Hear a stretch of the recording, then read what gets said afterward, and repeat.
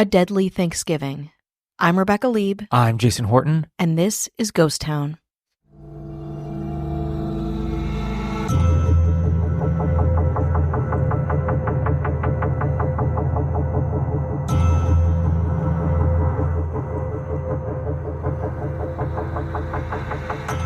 On November 29th, 1900, during the annual college football game between the California Golden Bears and the Stanford Cardinal, a catastrophic roof collapse claimed the lives of 23 people and injured over 100 others. This tragedy, which unfolded in San Francisco, is the deadliest accident at a sport event in the United States. This is the Thanksgiving Day disaster. Oh, wow. Putting it a day after Thanksgiving. Yeah.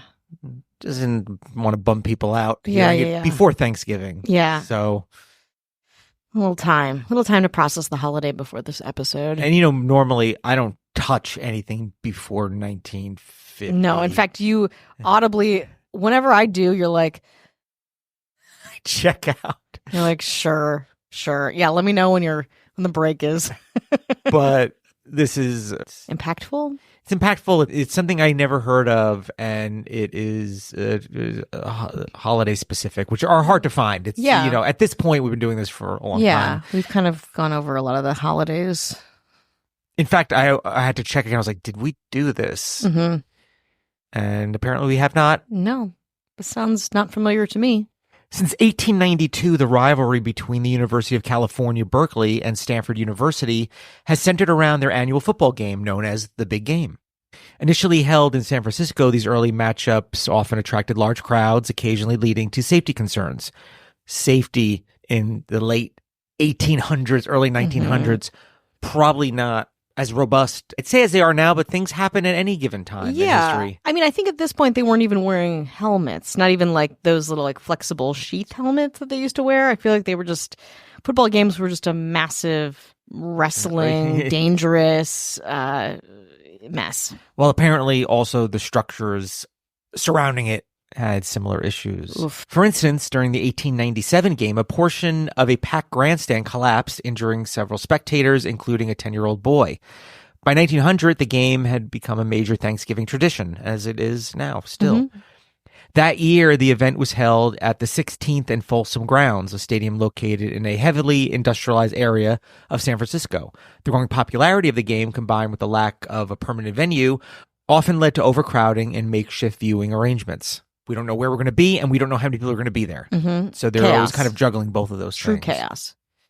On Thanksgiving Day, thousands of fans poured into the stadium, while many others sought alternative ways to watch without paying the $1 admission fee, which is over $40 today. Wow. And that's pretty, I mean, it's not cheap. Even $40 is like, oh yeah, I know you can pay a lot more, but it's not nothing. Yeah, you're committed to going. You have to be a fan to pay $40, I think. A group of between 500 and 1,000 people climbed on the roof of the San Francisco and Pacific Glass Works factory. By that name alone, it seems bad. Which had just opened across the street from the stadium. What came next after this break? The factory's roof, topped with a long ventilator structure, was not designed to support that significant weight. They don't have an accurate number between 500 and 1,000. You mean you shouldn't crawl on a roof to watch a football game in mass? Factory employees, aware of the danger, tried to alert police to disperse the crowd, but their pleas were ignored. About 20 minutes into the game, the overloaded ventilator roof gave way, sending 100 people plunging 4 stories to the factory floor. Oh, my God. Of those who fell, 60 to 100 landed directly onto a massive furnace filled with 15 tons of molten glass heated to nearly 3,000 degrees Fahrenheit. Oh, my God. Although the furnace surface temperature was slightly cooler at 500 degrees Fahrenheit, it was still lethally hot.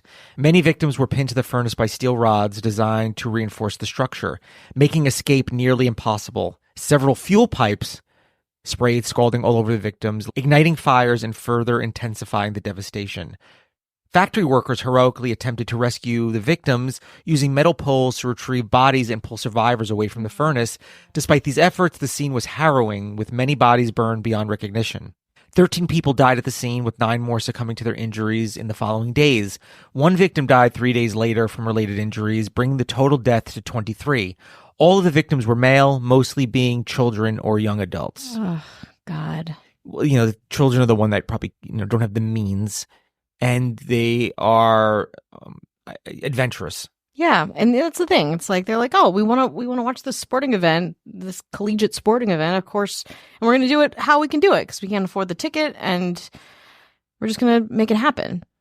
Remarkably, the game continued despite the disaster, with Stanford ultimately winning. Media coverage largely downplayed the tragedy. For example, the San Francisco Chronicle described the game as, quote, closest and most exciting game of football ever played, while dedicating little attention to the loss of life. Similarly, student newspapers from both universities gave the disaster only brief mentions. God. The site of the disaster is now occupied by the UCSF building, and no official memorial exists aside from a gravestone cross for one 12-year-old victim. The Thanksgiving Day disaster remains a grim reminder of the potential consequences of unsafe crowd practices at large events.